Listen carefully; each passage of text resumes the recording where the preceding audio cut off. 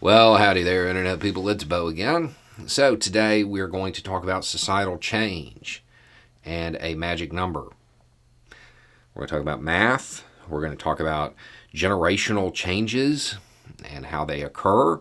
And we're going to talk about how the Republican Party is definitely misreading demographic changes within the United States, and they will pay for it during the elections.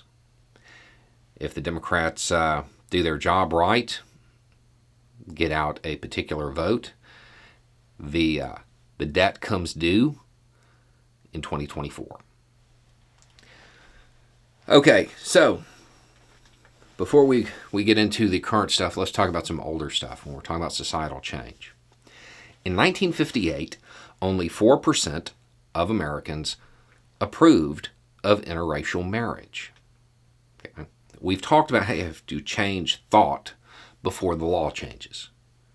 By the time the law changes, people's attitudes have already started shifting. Otherwise, the law wouldn't have changed.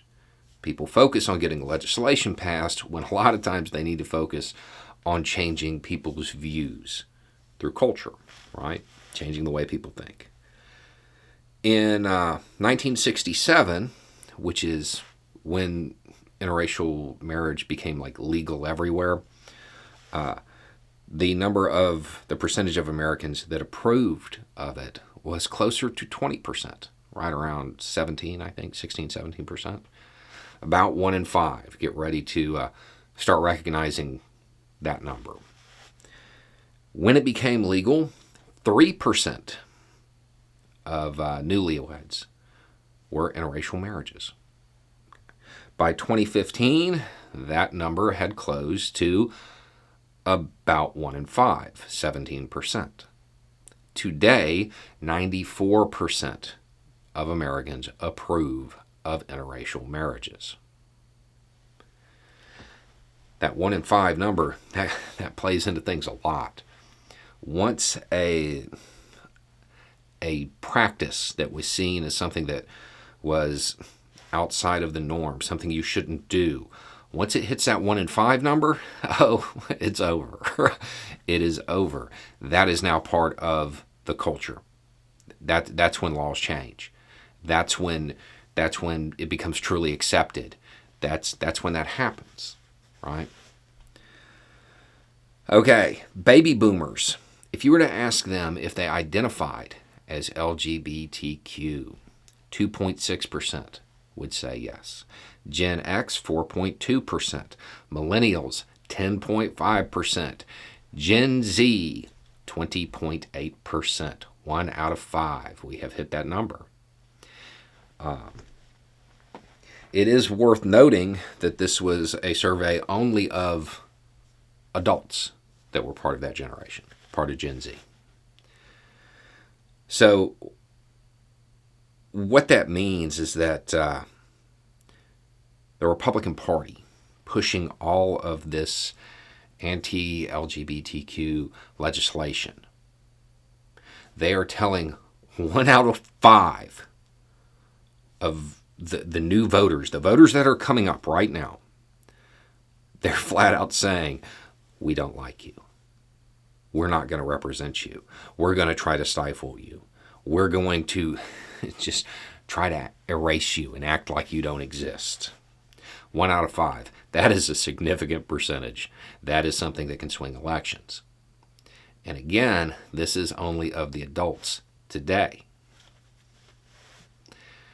Which means a whole lot of them, well, they couldn't vote in 2020, but they'll be able to vote in 2024.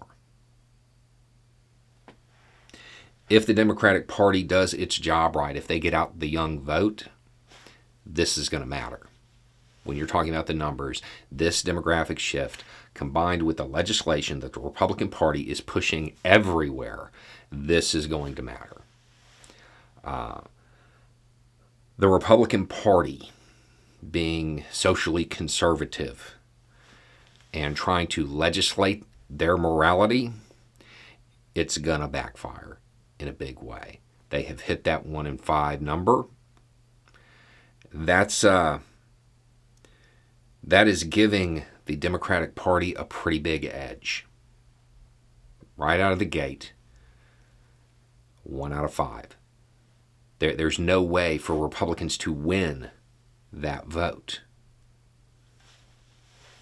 All the Democratic Party has to do is give them something to vote for instead of just relying on them voting against Republicans. If the Democratic Party does that, if they can deliver for this demographic, it's going to matter in 2024. This is one of the problems with the Democratic Party as a whole, is there's a wide coalition of demographics that vote against Republicans. But if Democrats want them to turn out in numbers, they have to deliver for them. They have to give them something to vote for. Not just count on them showing up to vote against Republicans. Don't count on them voting in self-defense. You got to give them something to vote for. You have to deliver for these demographics that are part of that coalition. And lately, the Democratic Party hadn't been doing a real good job of that. If they can change that between now and 2024, it's going to matter. Not just for this demographic, but for a whole bunch of other ones who showed up in 2020. But so far, the Democratic Party really hasn't delivered for them. They probably won't go vote Republican, but they may not vote. Anyway, it's just a thought. Y'all have a good day.